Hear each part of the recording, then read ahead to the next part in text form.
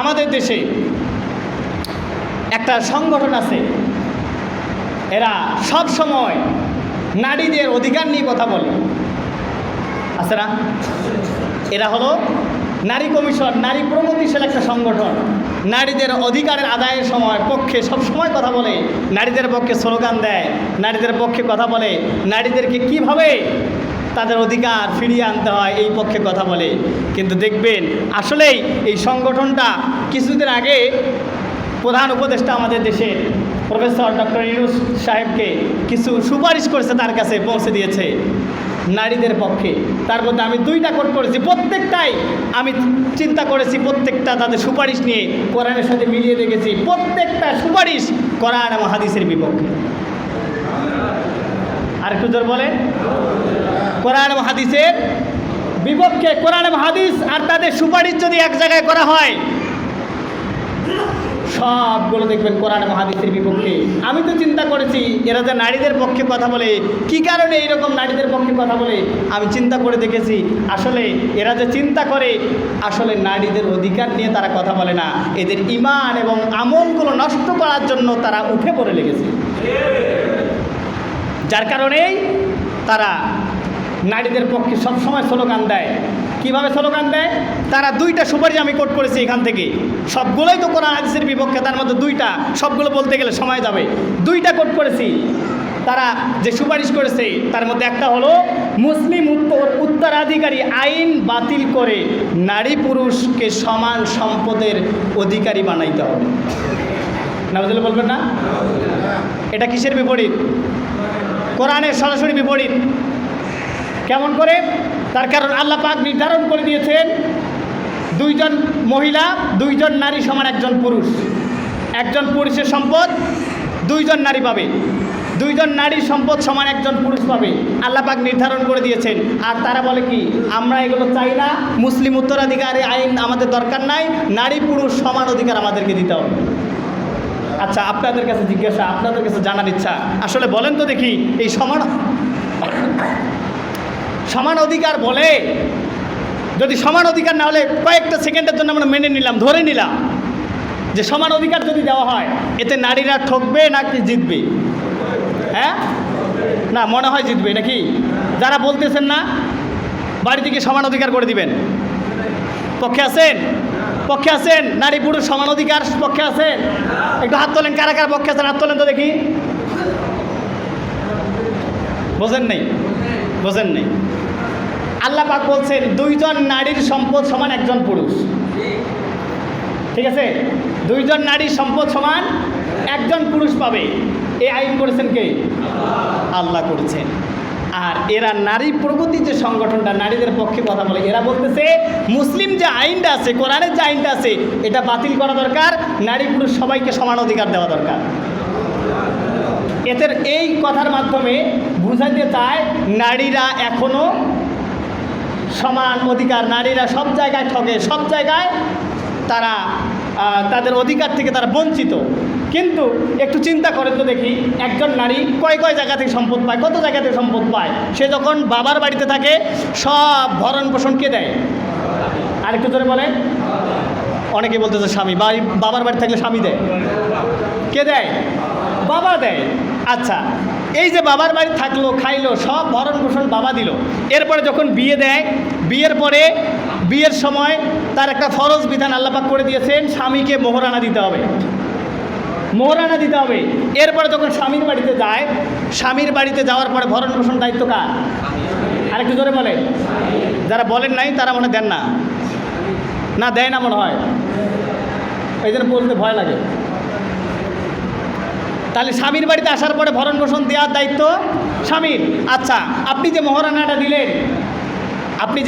দিলেন, এটাতে কি কখনো খরচ করে না? এরপরে যখন বাবার বাড়ির সম্পত্তি যখন পায়, ওই সম্পদে দেখা যায় তার নিজের। স্ত্রী স্বামীর পক্ষ থেকে মোহরানা পাইলেও সেটাও নিজের। স্বামী যখন মারা যাবে স্বামীর সম্পদ থেকে একটা অংশ পায়। এই যে 3-4 জায়গা থেকে যে সম্পদগুলো পায়, কিন্তু যদি সমান অধিকার দেয় তাহলে তারা ঠকবে না, জিতবে। কিন্তু 1জন পুরুষ কয় জায়গা থেকে সম্পদ পায়? যা আয় করে সব ব্যয় করতে হয়, তার জমায় থাকে না। কিন্তু তার যা সম্পদ আছে কোনো খরচ নেই, সবগুলো জমা।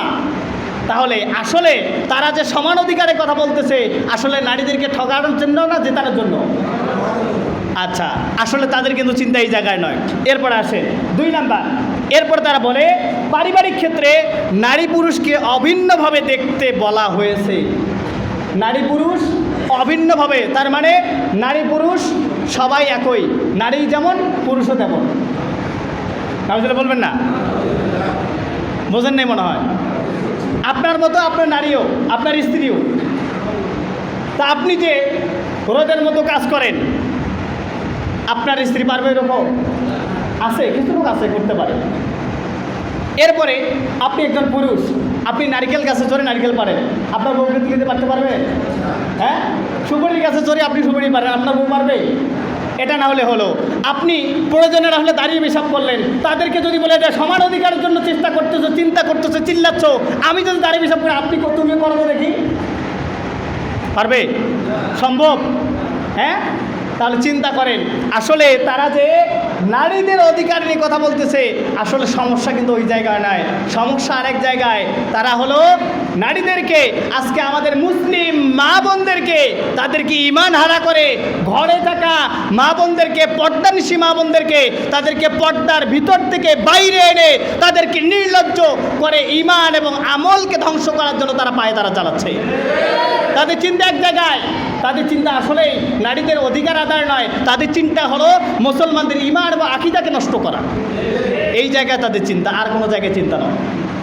এই জন্য দেখবেন তারা সব জায়গায় শুধু নারীর অধিকার নিয়ে চিল্লায়। কিন্তু আমি বলতে চাই, এই তো কয়েকদিন আগে দাখিল পরীক্ষা চলছে, এসএসসি পরীক্ষা চলছে, কিছুদিন আগে বাউফলের মধ্যে এক দাখিল মাদ্রাসায় পরীক্ষা চলাকালীন অবস্থায় এক পুরুষ কর্মকর্তা ঢুকেছে, তুরাল প্রামাণিক নাম। পুরুষ কর্মকর্তা ঢুকে 4 জন মেয়েকে মুখের নিকাবকে খোলার জন্য তাগিদ করেছে, কিন্তু একজনও খোলে নাই। আলহামদুলিল্লাহ বলেন, হয় না? আরেকটু জোরে বলেন। আপনারা কি পক্ষে না বিপক্ষে? আরেকটু জোরে বলেন। আপনার বোন, আপনার মেয়েটা পরীক্ষা দিতে গেছে, এইরকম যদি আপনার মেয়েটার সাথে হতো আপনি কি মেনে নিতেন? নিতেন না। 4 জন সর্বশেষ পরীক্ষা দিতে দেয়নি। একজন কান্নাকাটি করেছে, কান্নাকাটির কারণে পরে তাকে পরীক্ষা দিতে দিয়েছে, কিন্তু 3 জনকে পরীক্ষা দিতে দেয়নি। আমার প্রশ্ন হলো ওই জায়গায় আপনারা নারী প্রগতিতে যে সংগঠন আপনারা কাজ করতেছেন নারীদের পক্ষে, তাহলে বাউফলের মধ্যে দাখিল পরীক্ষায় এই পরীক্ষার্থীদেরকে যে নিকাব না খোলার কারণে পরীক্ষা থেকে তাদেরকে বঞ্চিত করলো, আপনাদের এই গলার জোর এতদিন কোথায় ছিল? আপনারা তো সেই পক্ষে কথা বললেন না। তার মানে বোঝা যায় আপনারা নারীদের অধিকার আদায়ের ক্ষেত্রে কথা বলেন না। আপনারা নারীদেরকে বিবস্ত্রহীন করে, বেপর্দা করে ঘর থেকে তারা আপনারা রাস্তায় নামিয়ে দেওয়ার চেষ্টা করতেছেন। আপনারা তো টার্গেট এই জায়গায়। প্রিয় ভাইরা আমার, তাহলে একটা বিষয় ক্লিয়ার হওয়া দরকার, পর্দার বিধান কি? আর একটু আসতে বলেন না, সুন্নাত মনে হয় না, সুন্নাত ফরজ। সবাই একমত? কে বলছেন? আল্লাহ বলছেন।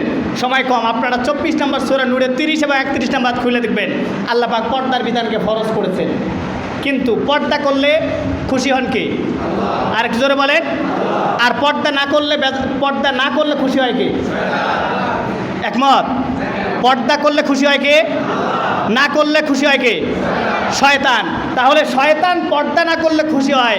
আমি তো মনে করি এই নারী প্রগতিশীল যে সংগঠনটা নারীদের পক্ষে কাজ করে, আসলে এরা নারীর অধিকার আদায় নিয়ে কথা বলে না, এরা নারীদেরকে বিবস্ত্রহীন করে ঘর থেকে বাইর করার চেষ্টা করে। আসলে এই কর্মসূচি হলো শয়তানের। এদের কর্মসূচি আর ওদের কর্মসূচি কোনো তফাৎ নেই।